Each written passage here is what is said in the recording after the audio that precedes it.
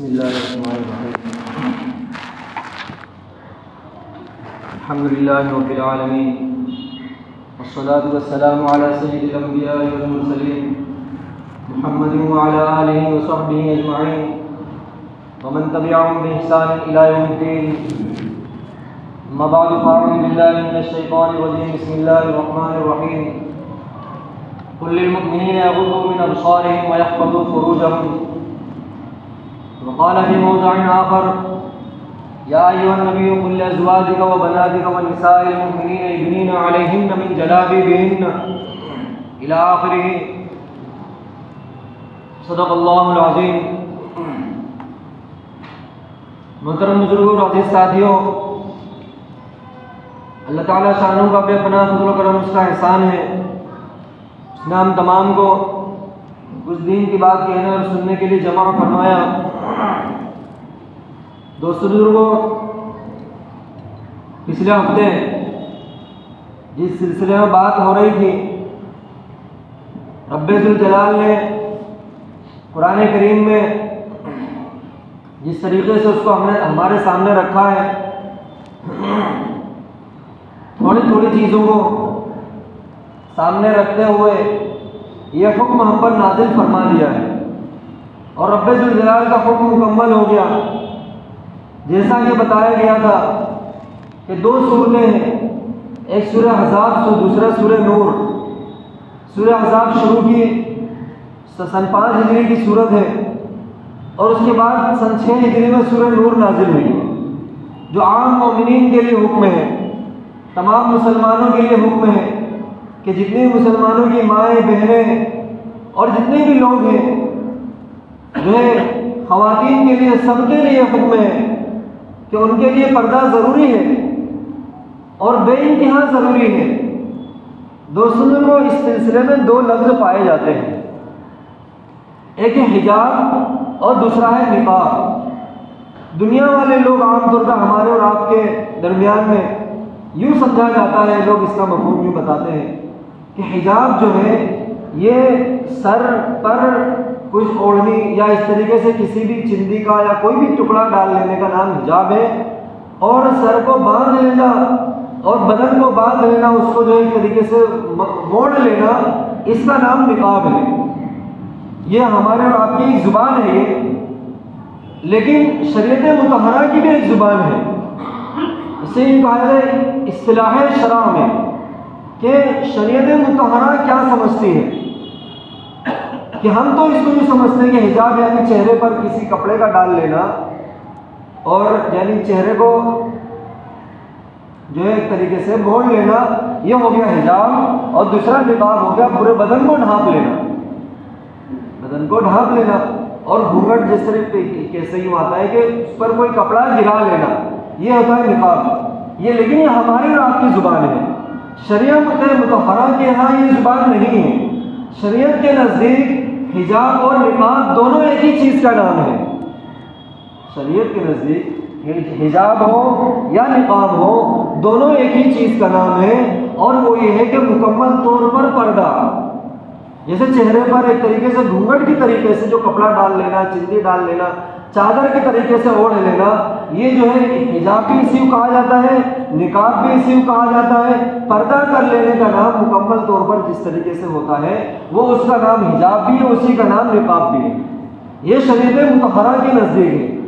मसला ये होता है कि असल में क्या है कि कुछ अपने लोगों की नादानी, कुछ अपने लोगों की नादानी और दूसरा कुछ गैरों की शरारत, जब ये दोनों चीज़ें मिलती हैं, अपनों की नादानियाँ कुछ मिलती हैं और कुछ गैरों की शरारत जब इसके अंदर मिलती है, तो फिर क्या होता है, सिवाय नुकसान के और कुछ हाथ नहीं आता है।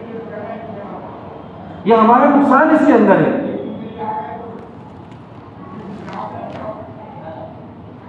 गौर से सुने बात को कि इसमें नुकसान किसका है। इसमें नुकसान हमारा और आपका है कि ऐसी तरीके से, लेकिन अगर इसी मसले को धीरे से और आहिस्ता से और बगैर शोर शराबे के हम आसानी के साथ इस मसले को अगर हल कर लें, तो क्या होगा, इतना बड़ा ये मसला नहीं होता या इतनी दूर तक बात नहीं जाती ये एक आसानी वाला मसला है। हम अगर शरीयत मुतहरा पर अमल करना चाहते हैं तो रब्बे जुल जलाल का बहुत बड़ा हमारे ऊपर जो करम है, उसका एहसान है, ये तौफीक हमें अता फरमाई कि हमें इस तरह की तौफीक मिली है कि हम हिजाब को और इस तरीके से पर्दे को अपने ऊपर नाफिज करें, उस पर अमल करें और जैसा शरीयत मुतहरा चाहती है उस तरीके से ज़िंदगी गुजार करके हम दिखाएं। लेकिन उसका तरीक़ेकार भी कुछ है कि हम उसको आसानी के साथ धीरे से और बगैर किसी शोर शराबे के इस मसले को हल कर लें तो बहुत ज़्यादा आसानियाँ इसमें और आगे पैदा हो सकती हैं। लेकिन क्या होता है, जब बहुत ज़्यादा सवाल और इस तरीके से बहुत ज़्यादा शोर शराबा, तो लोग कानून की नज़र से इसको देखने लगते हैं और इसमें शरीयत मुतहरा की बहस मुबाहसा जो है सड़कों पर आती है। शरीयत मुतहरा किसका नाम है? किताबुल्लाह, यानी रब्बे जुल जलाल ने कुरान करीम को जो नाज़िल फरमाया है ये किताबुल्लाह, और उसके बाद जो हुज्जत जो चीज़ें हैं वह सबसे पहले किताबुल्लाह यानी कुरान करीम, और उसके बाद नबी करीम सल्लल्लाहु अलैहि वसल्लम की अहादीस मुबारका यानी आपके अमाल, आपके अफ़आल और आपके फरमानात और आपकी तकरीर, ये चीज़ें जो आपके अमाल जो है ये सब के सब जो है उसमें हुज्जत बनते हैं। और उसके बाद जो है ये दो चीज़ें हो गई, और उसके बाद तीसरे नंबर पर जो आती है वो है कि इजमाए उम्मत, पूरी उम्मत का इजमा किस बात के ऊपर है, और फिर उसके बाद आता है मुज्तहिदीन का इज्तिहाद। इन चारों चीज़ें जो है शरीयत मुतहरा की बुनियाद है और इसी चारों चीज़ों की बुनियाद के ऊपर पूरी शरीयत मुतहरा की बुनियाद रखी गई है। लेकिन दोस्तों वो इस बात को यूँ समझे कि इसकी गहराई को और शरीयत हमारे लिए भी एक ही हुज्जत है कि कुरान करीम के अंदर एक आयत का आ जाना ये हमारे लिए हुज्जत है। कुरान करीम के अंदर किसी सिलसिले में कोई एक आयत आ गई, ये हमारे लिए जो है दोस्तों अगर हुर्मत के सिलसिले में आ गई वो चीज़ हमेशा हमेशा के लिए हराम हो गई। और इसी तरीके से कुरान करीम के अंदर कोई चीज़ की फर्जियत आ गई, ये ईमान वालों के लिए रोज़ा फर्ज किया जा रहा है, अब हमें समझ में आए ना समझ में आए, लेकिन दोस्तों रब्बे जुल जलाल ने कुरान करीम के अंदर एक आयत नाजिल फरमा दी, वो उस हुक्म को फर्ज करने के लिए ज़रूरी है, इतना हमारे लिए काफ़ी हो गया। लेकिन दोस्तों आप इस बात को समझे कि कुरान करीम को और नबी करीम सल्लल्लाहु अलैहि वसल्लम की अहादीस मुबारका को और इजमा उम्मत को और मुज्तहिदीन का जो इज्तिहाद है, इन सारे मसलों को अदालत के कटघरे में समझेगा कौन? है कोई समझने वाला? अदालत की कटघरे के अंदर और इन लोगों के सामने इस बात को समझाना कि रब्बे जुल जलाल इसमें यूँ फरमाते हैं और नबी करीम सल्लल्लाहु अलैहि वसल्लम का ये अमल है, और हमें इस तरीके से नबी करीम सल्लल्लाहु अलैहि वसल्लम ने उम्मत की रहबरी इस तरीके से फरमाई है और ये हमारे लिए ज़रूरी है, ये इस बात को वहाँ कानूनी नज़र से कौन समझेगा? इसमें हमारा नुकसान नहीं तो और किसका नुकसान? आज अगर हाँ ठीक है, इन सारे मसलों को बहसों मुबाहसे के बाद फिर आखिर में क्या जवाब आएगा, ये फैसला होगा। ये जो दलील है ना, ये इतनी मजबूत मामला, ये जो मामला है ये पूरा इतना कोई मजबूत मामला नहीं है। क्यों? उन लोगों के लिए मजबूत मामला नहीं है और हकीकत में उन लोगों के लिए नहीं है, और इसमें बिल्कुल कोई दो राय नहीं। जिन लोगों के सामने हमने किताबुल्लाह को खोल करके दिखाया है और नबी करीम सल्लल्लाहु अलैहि वसल्लम की अहादीस मुबारका को खोल करके दिखाया है, वो चीज़ उनके लिए ज़रूरी है, वो चीज़ उनके लिए बिल्कुल भी मजबूत नहीं है, वो उसके मुकल्लफ ही नहीं है। और दूसरा उसके बाद जो आता है ये मर्ज़ी के ऊपर है, हालांकि मर्ज़ी के ऊपर नहीं, उन लोगों के लिए है, ये मर्ज़ी के ऊपर, ये मर्ज़ी के ऊपर है। क्या जवाब आएगा? ये जो है मर्ज़ी के ऊपर है। लेकिन दोस्तों ये मर्ज़ी के ऊपर नहीं है, ये मर्ज़ी का मामला नहीं है। अल्लाह और उसके रसूल सल्लल्लाहु अलैहि वसल्लम का जिसने कलमा पढ़ लिया है और गुलामी का दम भर लिया है, और जो अल्लाह और उसके रसूल सल्लल्लाहु अलैहि वसल्लम को मानता है और यकीन करता है और दिल से इस बात का इकरार करता है, वो उसकी मर्ज़ी से ख़त्म हो चुका, अब उसकी मर्ज़ी के ऊपर नहीं है। रब्बे जुल जलाल जो हुक्म हमें अता फरमा दे उस पर अमल करना हमारे लिए ज़रूरी है। कुरान करीम की एक आयत हमारे लिए फर्जियत के लिए काफ़ी है, जबकि पूरी सूरतें कुरान करीम में उतारी जा रही है। सूरह अहज़ाब मुकम्मल उतार दी गई, सूरह नूर नाज़िल कर दी गई कि आम मोमिनीन के लिए हुक्म है। अब कहाँ की मर्ज़ी हमारे लिए रह गई?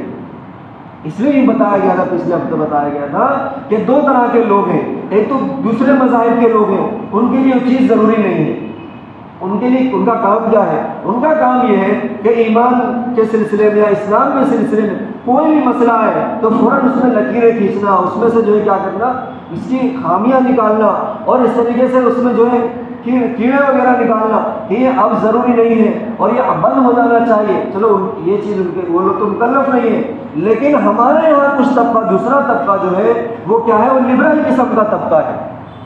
दूसरा तबका कौन सा है? वो है दूसरा तबका जो है, और दूसरा तबका लिबरल किस्म का तबका है, जो उनका काम ये है, उनका काम ही यही है कि कोई भी हुक्म आ जाए कि पर्दा जो है ना इतना ज़रूरी नहीं है, और इतना गौर व फिक्र के साथ भी बात बोलते हैं, ऐसा लगता है हकीकत में सही है, सामने वाले भी इस बात को समझ रहे कि हाँ ज़रूरी नहीं है इतना। वो लिबरल किस्म का तबका है जो अल्लाह आप गौर से देखेंगे, ऐसे वो लोग हैं जिनका नाम जो है इस्लामी नाम के तौर पर उनका नाम पाया जाता है, और मुसलमान माओं की कोख से वो लोग पैदा हुए हैं, बस इतना उनके लिए ज़रूरी है। हालांकि इस्लाम और ईमान और अल्लाह और उसके रसूल सल्लल्लाहु अलैहि वसल्लम की अहमियत और फजीलत और बरतरी और वो एहतराम जो नबी करीम सल्लल्लाहु अलैहि वसल्लम का है, वो उनके अंदर कितना है। हर हुक्म के ऊपर उसमें से जो है लकीरें खींचना उनका काम होता है। और आप अगर गौर से देखेंगे ऐसे लिबरल किस्म के लोगों का तबके का काम क्या होता है कि जब भी अल्लाह और उसके रसूल सल्लल्लाहु अलैहि वसल्लम का नाम आता है उनका खून ऐसे ही गर्म हो जाता है। क्या भी है इस ज़माने में ये चीज़ जो है अब ये नामुमकिन है, अब ये मुमकिन नहीं है। ज़माने के साथ चलना और समाज को साथ लेकर के चलना, इसमें चीज़ वो महाल है। ये लिबरल किस्म के लोगों, जबकि जो लोग अल्लाह और उसके रसूल सल्लल्लाहु अलैहि वसल्लम को राज़ी करना जानते हैं और राज़ी करते हैं, क्या वो कब्रिस्तान में रहते हैं? नहीं, बल्कि उसी समाज में वो लोग भी रहते हैं, लेकिन उस समाज को उन लोगों ने अपनी तरीके से रखा हुआ है कि अल्लाह और उसके रसूल सल्लल्लाहु अलैहि वसल्लम के आगे हमें किसी से भी समझौता नहीं करना है। और जब इस समाज को साथ लेकर के चल रहे, तो ये समाज को साथ लेकर के चलने में ना ये जो है दीन पर अमल करना मुमकिन नहीं है। ये क्या हुआ? ये अल्लाह और उसके रसूल सल्लल्लाहु अलैहि वसल्लम को नाराज़ करके एक किससे दाद लेना चाहते हैं, किसकी जो है कौन इनको कामयाबी दे देगा, जबकि अल्लाह और उसके रसूल सल्लल्लाहु अलैहि वसल्लम से हट करके कहीं भी किसी भी मकाम पर उन्हें अमान मिलने वाली नहीं है, उन्हें खसारे से कोई नहीं बचा सकता है। इसलिए मैं सुनूंगा ऐसे किस्म के लोग आपको जो है अक्सर देखने को मिल जाएंगे कि आज ठीक है, आज चलो मसला ये मसला अदालत के अंदर ज़ेरे बहस आया कि ठीक है ये ज़रूरी नहीं है। आज जब भी अगर ये मसला आया है, कल को रोज़ा भी अदालत में जाएगा, फिर कल को नमाज भी जाएगी, फिर यूँ कहेंगे ये चीज़ ज़रूरी नहीं है। इसी चीज़ की फर्जियत को और फर्जियत ना होने को, ये कोई चीज़ ज़रूरी है या चीज़ ज़रूरी नहीं है, ये मसला हमारा अदालत तय करेगी। जबकि रब्बे जुल जलाल जो हुक्म हमें अता फरमा दे, वो कोई किसी की फर्जियत करने से, किसी को वाजिब करार देने से, किसी को ज़रूरी करार देने से वो चीज़ ज़रूरी नहीं हो जाएगी। और किसी को ज़रूरियत से, फर्जियत से हटा देने से, ये चीज़ हमारी मर्ज़ी के ऊपर है, उसकी मर्ज़ी के ऊपर कर देने से उस चीज़ की फर्जियत ख़त्म नहीं हो जाएगी। अदालत लाख बार यूँ कह दे कि रोज़ा फ़र्ज नहीं है, क्या फर्जियत से वो मामला हट जाएगा? ऐसा नहीं है। इसलिए दोस्तों को ये समझाया जाता है कि रब्बे जुल जलाल का हुक्म हमारे लिए बेइंतहा ज़रूरी है। ऐसा ना हो कल को जब वक्त निकल जाए फिर हमारी आँख खुले तो फिर क्या होगा? सिवाय नुकसान के और कुछ हाथ नहीं आएगा। आज जब ये मसला जब वहाँ गया है तो दोस्तों कल को रोज़ा भी जाएगा, तो हमारा काम ऐसा है, हमारे मामलात ऐसे हैं, और गर्मियाँ बहुत ज़्यादा है, और इस तरीके से हमारी सेहत जो है इसको जो है कबूल नहीं कर सकती है। दोस्तों फिर क्या होगा? वहाँ से जब बैन होगा फिर सिवाय नुकसान का और कुछ हाथ नहीं आएगा। इसलिए आप इस बात को समझें कि पर्दा इतना ही ज़्यादा ज़रूरी है, पर्दा ये हिजाब इतना ही ज़्यादा ज़रूरी है जितना कि फजर की नमाज, जितना फजर की नमाज ज़रूरी है उतना ज़्यादा पर्दा भी ज़रूरी है। कैसे? वजह उसकी ये है कि मुसलमानों के अंदर, हम लोगों के अंदर आम तौर पर हम इसका जो है एक तरीके से हम इस मामले को देखें, नमाज हर मुसलमान के ऊपर फ़र्ज है और 5 वक्त की नमाज फ़र्ज है, लेकिन इस पूरे तबके के अंदर नमाजी कितने % नमाजी हैं ये आप लोग देख लें। इसका % नहीं बताया जाएगा, लेकिन ये है कि आप लोग खुद इस बात को समझ लें कि पूरे उम्मत मुस्लिमा के अंदर या हमारे अपने इस मुआशरे के अंदर हर ईमान वाले के ऊपर नमाज फ़र्ज है, लेकिन पढ़ने वाले कितने हैं? फिर उन पढ़ने वालों में फजर वाले कितने हैं? उन पढ़ने वालों में फजर वाले कितने हैं? तो आपके सामने खाका आएगा कि अगर 5 सफ़ों की नमाज मस्जिद है या 10 सफ़ की मस्जिद है तो फजर में 1 सफ़ होगी, या इसी तरीके से 20 सफ़ की मस्जिद है, 20 लाइनें इसमें आती हैं तो फजर में कितनी आएगी? 2 आएगी, 2.5 आएगी।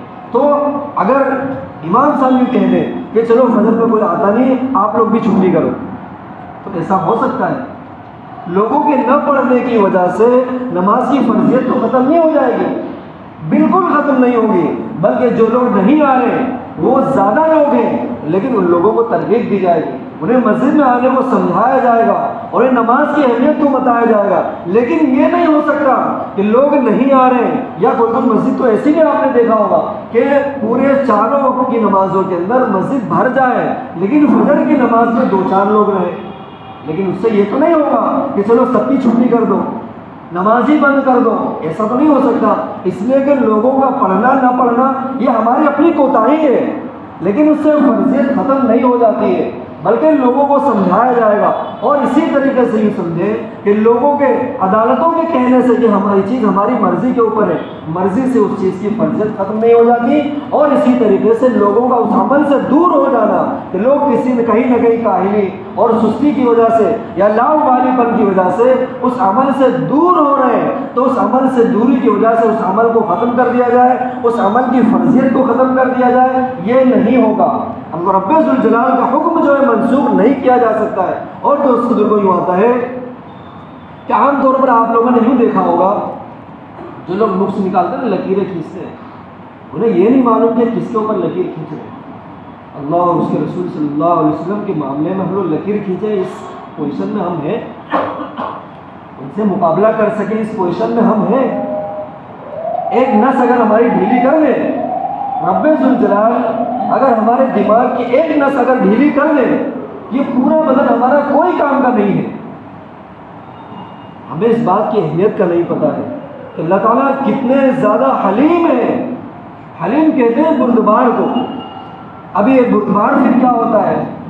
बुर्दबार होता है कि क़ुव्वत बर्दाश्त, अल्लाह रब्बुल इज़्ज़त वल जलाल इतना ज़्यादा बर्दाश्त करते हैं कि उम्मत को आखिरी हद तक और आखिरी हद तक जो है मोहलत देते हैं। लेकिन बंदे की कोताही है, उसकी जो है कमज़ोरी है कि रब्बे जुल जलाल की ढील को और उस बर्दाश्त को वो क्या करता है? अपने लिए मोहलत नहीं, बल्कि अपने लिए वो जायज़ समझता है कि अगर ये मामला गलत होता तो ज़रूर मेरे ऊपर पकड़ा जाता। अरे ऐसा नहीं है, बल्कि ये मोहलत दी जा रही है। और मोहलत कब तक है? मोहलत जो है आखिरी वक्त तक है, जब तक आखिरी सांस आएगी। अगर उस वक्त भी रब्बे जुल जलाल ने अगर उसको हिदायत दे दी तब भी वो बंदा कामयाब है, लेकिन किसी बंदे को ये नहीं मालूम है कि उसका आखिरी वक्त कब आएगा। इसलिए दोस्तों आप लोग इस तरह के जो लोग हैं, ये लकीरें खींचते हैं, उन लकीर खींचने वालों को आप ये समझें कि इनको ये नहीं मालूम है कि वो लकीर कहाँ खींच रहे हैं, वो लकीर कहाँ पर खींच रहे हैं। अरे कुरान करीम के आयत है और पूरी पूरी सूरतों में नाज़िल कर दिया गया है, फिर भी जिद है हमें निकाब का लफ्ज़ कुरान करीम में से ला करके दिखाओ। हिजाब आ गया काफ़ी है, लेकिन फिर भी क्या होता है कि निकाब का लफ्ज़ हमें ला करके दिखाओ। अरे ठीक है, निकाब जो हमारे उर्दू के अंदर है, दुनिया में बहुत सारी ज़ुबानें चल रही हैं, कल को दूसरी सारी ज़ुबानें वाले उठ करके हमें ये कहेंगे कि हमारी ज़ुबान में हिजाब को ये कहा जाता है और ये लफ्ज़ कुरान करीम में से ला करके दिखाओ, फिर हम जो है इस हिजाब को मानेंगे वरना नहीं मानेंगे। ये क्या बात हो गई? मामला ये नहीं है, बल्कि ये जो है अबू जहल वाली जिद है कि चांद के 2 टुकड़े करके दिखाओ फिर हम इस्लाम को मानेंगे। क्या हुआ? नबी करीम सल्लल्लाहु अलैहि वसल्लम अपनी बात में पक्के और सच्चे थे और रब्बे जुल जलाल ने मौजिज़ा दिखाया कि चांद के 2 टुकड़े हुए, लेकिन क्या हुआ? वो ईमान वाला हो गया? नहीं हुआ। इसलिए बुजुर्गों ये खामखा की जिद है कि जो है निकाब को कुरान करीम में से ला करके दिखाओ, या पर्दा इतना ज़रूरी नहीं है, अभी इस ज़माने में मुमकिन नहीं। ये सब चीज़ें दोस्तों ये शैतानी ख्याल है और शैतानी बातें हैं। अपने लोगों को जितना आप पर्दों में रखेंगे और इसी तरीके से इस्लाम की तालीमात और हज़रात सहाबा की कुर्बानियाँ उनकी ज़िंदगियों में लाएंगे, ये हमारे लिए सूदमंद साबित होगा और बेइंतहा फ़ायदेमंद साबित होगा। नस्लें दोस्तों को दुआएं देंगी और उसके बाद ये होगा हमारी कब्रों में आराम से बैठेंगे और अपनी कब्रों में आराम करेंगे। ये हमारी नस्लें हमारे लिए दुआएं मग़फ़िरत करेंगी। हमारे कब्रों पर से गुजरेंगे लोग तो क्या होगा, हमारे लिए दुआएं मग़फ़िरत करेंगे और इन्हें कुल हुआ अल्लाह की तौफीक हो जाएगी। लेकिन अगर हमने हमारी नस्लों को दीन से दूर रखा और अल्लाह और उसके रसूल सल्लल्लाहु अलैहि वसल्लम की तालीमात से दूर रखा तो दोस्तों वो क्या होगा, दुनिया तो ये लोग कमा लेंगे लेकिन ये माल इनको नफ़ा नहीं देगा। आखिरत में रब्बे ज़ुल जलाल के जो दरबार से सिवाय खसारा और नुकसान के कुछ हाथ नहीं आएगा। उनका मामला क्या होता है, उनका मामला ये होता है जब भी कोई शरीयत मुतहरा की कोई बात आती है तो जैसे मैंने अभी पहले जो कहा था उनका खून गर्म हो जाता है कि ये ऐसा नहीं होता है। ये अल्लाह और उसके रसूल सल्लल्लाहु अलैहि वसल्लम के मामले का नाम आते ही उनका खून जो है गर्म हो जाता है और फ़ौरन उसको किसी न किसी तरीके से टालना और उसको ख़त्म करना। और ये यानी वो काम जो कुफार और मुशरिकीन का जो काम था वो ईमान वाले लोगों ने यानी वो लिबरल किस्म के लोगों ने अपने हाथों में लिया हुआ है। और उनका मैं आपको बताऊं उनकी निशानी देखो क्या होती है। सबसे पहले उनकी निशानी ये होती है कि किन किन मुस्लिम ममालिक में इसके ऊपर बैन है। यानी वो उन ममालिक को नहीं देखेंगे कि जहाँ पर इन चीज़ों को आमतौर पर राइज किया जा रहा है, बल्कि उन ममालिक में जहाँ पर इस पर बैन लगाया गया है, जहाँ पर इन चीज़ों को ख़त्म कर दिया गया है।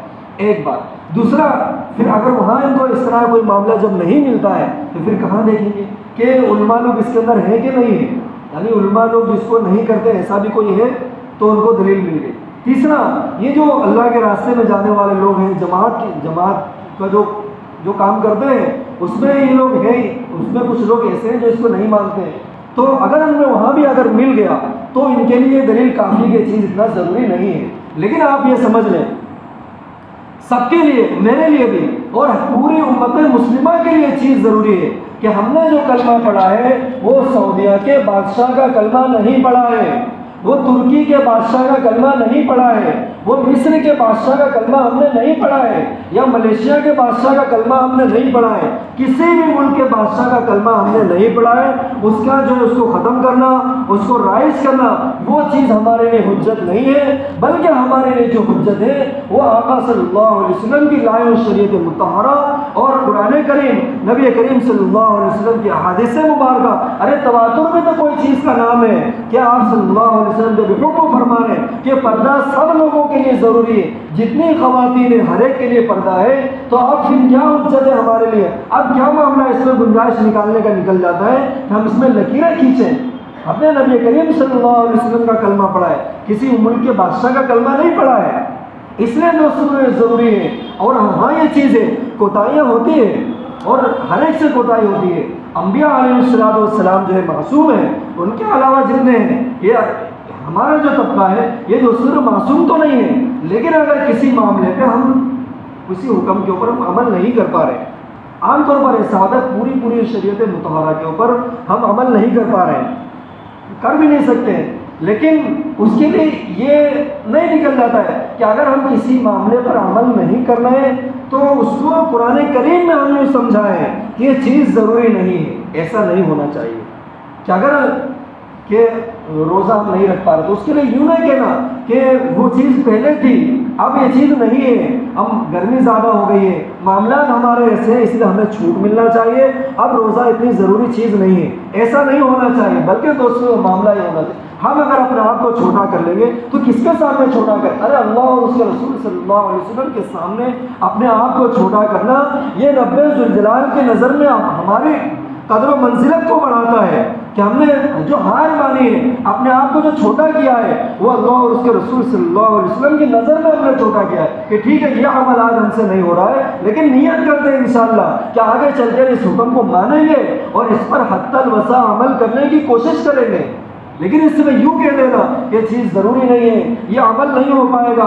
बहुत सारी औरतों को आपने देखा होगा कि वो पर्दा नहीं करती और वो उनका जो है आमतौर पर बड़ी उम्र की भी हो गई है, लेकिन वो पर्दा वो ज़रूरी समझती भी नहीं। लेकिन अगर वो यूँ समझें कि अब हम घर के लोगों को यूँ समझाएं कि ठीक है आज अगर हम नहीं कर रहे, लेकिन इंशाअल्लाह हम इस बात को नियत करते हैं कि हद्दल वसा हम इस बात की कोशिश करेंगे और पर्दे को ज़्यादा से ज़्यादा जो अपनी वसात के मुताबिक अपने ऊपर लागू करेंगे और पर्दा करने की कोशिश करेंगे। तो क्या होगा दोस्तों, ये अपने आप को छोटा करना और अल्लाह और उसके रसूल सल्लल्लाहु अलैहि वसल्लम की नज़र में छोटा करना कि फजर की नमाज नहीं पढ़ पाते, बड़ा तबका है जो नहीं पढ़ पाता है, हो सकता है अपने घरों में पढ़ता हो, लेकिन दोस्तों उसके लिए यूँ कहना कि फजर की नमाज ज़रूरी नहीं है। तो क्या होगा, ये सिवाय दोस्तों दीन के किसी भी मामले के अंदर उंगली उठाना और अल्लाह और उसके रसूल सल्लल्लाहु अलैहि वसल्लम की फर्जियत से इनकार करना, वो सुर्ख लकीर से बाहर निकल चुका।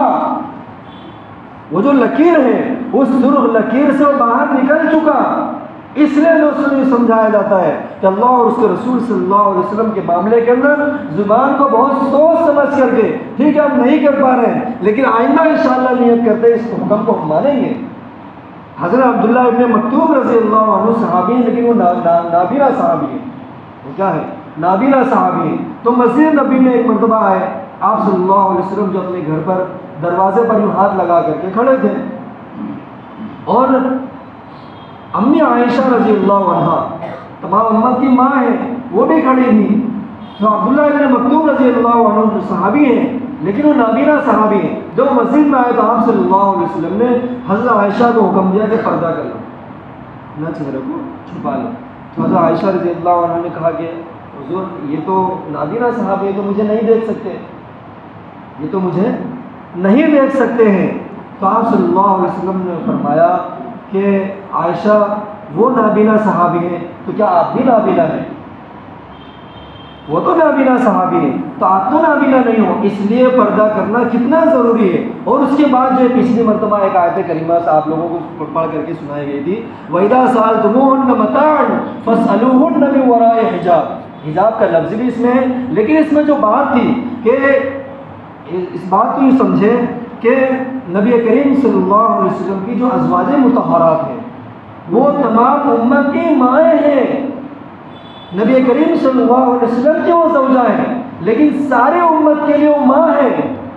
और आका सल्लल्लाहु अलैहि वसल्लम के जो हज़रात सहाबा हैं उनका दर्जा क्या है, पूरे इंसानियत के अंदर, यानी आदम अलैहिस्सलाम से लेकर दुनिया का आखिरी इंसान, उन सारे इंसानियत को रब्बे ज़ुल जलाल ने सामने रख करके उनमें से कुछ लोगों को नबी करीम सल्लल्लाहु अलैहि वसल्लम का सहाबा होने के लिए चुना था। वो सहाबा हैं, यानी वो मासूम नहीं है लेकिन महफूज अनिल खता ज़रूर है।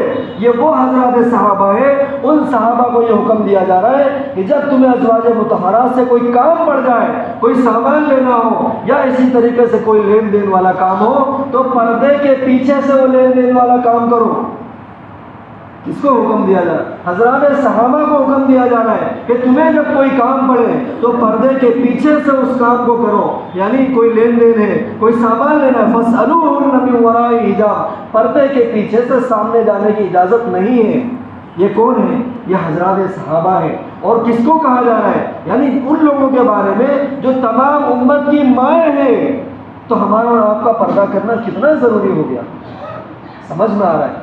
और उसके आगे सूरह नूर के अंदर एक आयत करीमा है, यानी इसमें इस्तिज़ान के सिलसिले में पिछली मरतबा थोड़ी सी बात रह गई। वही था कि आप जब घर में दाखिल हो तो सबसे पहले ज़रूर 3 मरतबा इजाज़त, पहली मरतबा अगर आपको इजाज़त ना मिले तो दूसरी मरतबा लो, फिर दूसरी मरतबा इजाज़त ना मिले तो तीसरी मरतबा लो। उसके आगे ये बात तो कुरान करीम के अंदर है, लेकिन फिर बस नहीं कि सलास मर्रात 3 मरतबा इजाज़त लेना ज़रूरी है। नबी करीम सल्लल्लाहु अलैहि वसल्लम ने अहादीस मुबारका के अंदर उसकी तशरीह फरमाई है, और उसकी तशरीह रसूल ये एक सख्त तरीन वाइद है। यूँ आया है कि अगर तुम घर में, कोई शख्स किसी घर में दाखिल हो और अगर उसने इजाज़त नहीं लिया है, कोई शख्स किसी घर में दाखिल हो गया और उसने इजाज़त नहीं ली, तो इजाज़त नहीं लेने की वजह से उस घर के मालिक ने कंकरियों से या पत्थर, जो छोटे छोटे पत्थर होते हैं, वो पत्थर मार करके उसकी आँख को हलाक कर दिया। क्या लिखा है कि उसकी आँख चले गई, उसकी बिनाई चले गई। फिर इतने सख्त तरीन वाइद है कि उसकी आँख की बिनाई चले गई, फिर भी उसके ऊपर कोई हदी या इसी तरीके से कोई किसास या होता है किसी किस्म का कोई भी चीज़ वाजिब नहीं होगी, यानी उसको उसका हर्जाना अदा नहीं देना पड़ेगा। कितनी सख्त तरीन वाइद है कि बगैर इजाज़त के घर में जाना। और ये माताएँ कि घर में जाने की वजह से वो मालूम नहीं किस काम के अंदर था, कौन से मामले के अंदर था, क्या था, लेकिन इजाज़त नहीं ली और घर में चले गया। और उस घर के मालिक ने, जो घर में था, उसने कंकरियाँ मार करके उसकी आँख को हलाक कर दिया, तो उसके बदले में उस पर कोई हर्जाना नहीं है, उस पर जो है ला जुनाह है, इस पर कोई भी गुनाह नहीं होगा। ये छोटी मोटी वाइद है, कितनी सख्त तरीन वाइद है। इसलिए दोस्तों को पतना ये पर्दा जो हिजाब का जो मसला है कितना ज़्यादा ज़रूरी है कि रब्बे जुल जलाल का हुक्म का आ जाना और नबी करीम सल्लल्लाहु अलैहि वसल्लम का इस सिलसिले में हमें जो इरशाद फरमाना और हज़रात सहाबियात का जो अमल, हज़रत आयशा रज़ियल्लाहु अन्हा फरमाती है, हम हज में थे तो जब भी कोई सहाबी हमारे सामने आता है, कोई मामले के अंदर सामने, फ़ौरन हम जो है पर्दा कर लेते थे, फ़ौरन जो इस घूंघट को हम गिरा लेते थे। तो कितना ज़्यादा कि हज़रात सहाबियात इस पर जो अमल कर रही है। और आपको जंगे जमल की हमने पिछले हफ्ते मिसाल दी गई थी कि हज़रत आयशा रज़ियल्लाहु अन्हा को पूरी जो है उम्र इस बात का अफसोस रहा है कि मुझसे बहुत बड़ी गलती हो गई, जबकि कुरान करीम में ये फरमाया जा रहा है कि औरतों की जगह उनका घर है। औरतों की जगह क्या है? औरतों की जगह उनका घर है। वक़र्न फ़ी बुयूतिकुन्न वला तबर्रुजन तबर्रुजल जाहिलिय्या। रब्बे जुल जलाल से दुआ है अल्लाह ताला हम सबको के लिए सुन्नत से अमल की तौफीक अता फरमाए। व आखिर दअवाना अल्हम्दुलिल्लाहि रब्बिल आलमीन।